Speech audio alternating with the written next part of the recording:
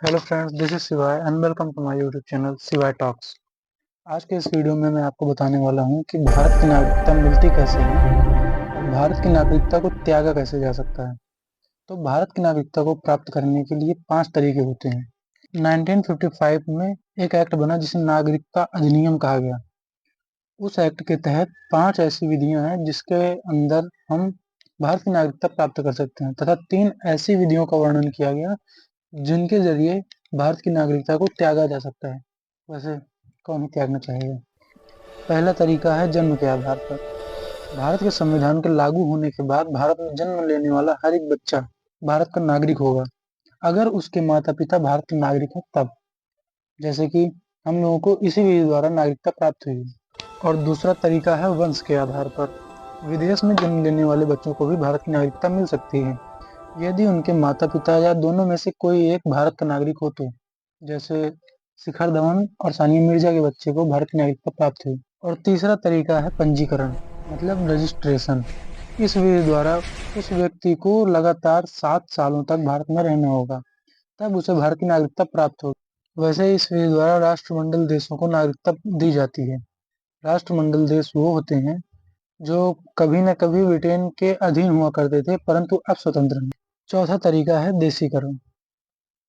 इस विधि द्वारा भारत की नागरिकता प्राप्त करने के लिए उस व्यक्ति को कम से कम भारत की एक भाषा का ज्ञान हो, वह भारत के विषय में सकारात्मक सोच रखता हो तथा वैज्ञानिक या कला में निपुण हो और कम से कम 12 सालों तक भारत में रहा हो, तब उसे देशीकरण विधि द्वारा भारत की नागरिकता दी जाती है।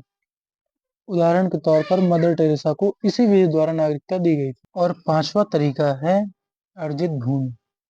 मतलब मतलब ये है कि अगर कोई हिस्सा भारत में मिलाया जाए तो वहाँ के नागरिकों या वहाँ के लोगों को भारत की नागरिकता दे दी जाती है।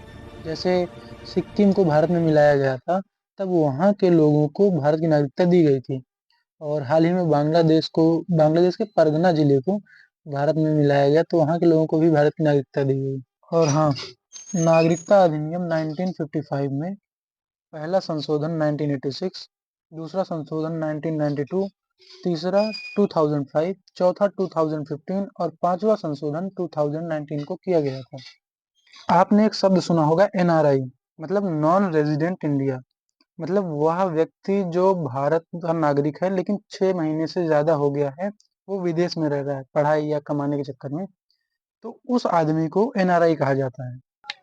और एक होती है ओवरसीज नागरिकता। इसे लक्ष्मीबाई सिंधवी समिति द्वारा 2005 में जोड़ा गया था। ये बड़े बड़े उद्योगपतियों को दिया जाता है जो विदेशी नागरिकता प्राप्त कर चुके हैं और भारत की नागरिकता रखना चाहते हैं। इस नागरिकता को प्राप्त करने वाला व्यक्ति बिना वीजा के भारत आ सकता है। उनका वीजा आजीवन मान्य होता है। और जैसा कि मैंने पहले ही बताया था आपसे कि भारत की नागरिकता प्राप्त करने के लिए 5 विधियां होती हैं और नागरिकता समाप्त होने के लिए 3 शर्तें होती हैं।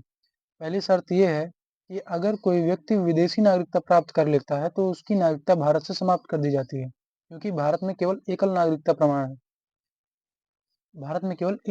प्रमाणित है। दोहरी नागरिकता केवल अमेरिका और अन्य कई देशों में होती है। और दूसरी शर्त यह है कि यदि कोई व्यक्ति अपनी स्वेच्छा से भारत की नागरिकता छोड़ना चाहे तो वो भारत की नागरिकता छोड़ सकता है। और तीसरी शर्त, सबसे जरूरी शर्त यह है कि यदि कोई व्यक्ति संविधान में आस्था न रखे और भारत के देश विरोधी कार्य करना प्रारंभ कर दे, पागल हो जाए और बिना किसी सूचना के 7 वर्ष से अधिक विदेश में रह ले, तो उसकी नागरिकता भारत से समाप्त कर दी जाती है। ये पावर आर्टिकल 11 के तहत संसद के पास होती है कि वो किसी की भी नागरिकता समाप्त कर सकती है यदि वो आदमी देश विरोधी कार्य करता है तब। और अगर कोई धोखे से भारत की नागरिकता प्राप्त कर ले तो उसकी नागरिकता भी समाप्त कर दी जाती है जानकारी पाने के बाद, क्योंकि जानकारी से पहले तो वो धोखे से प्राप्त कर चुका है ना।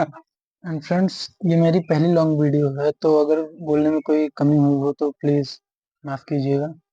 और प्लीज़ इग्नोर बैकग्राउंड वॉइसेस, क्योंकि अभी उतना बड़ा सेटअप है नहीं तो घर से आवाज़ें आती रहती हैं। And if you like the video please do subscribe and hit the like button. और कमेंट में बताइएगा आपको अगली वीडियो किस टॉपिक पर चाहिए। तब तक के लिए जय हिंद, जय भारत।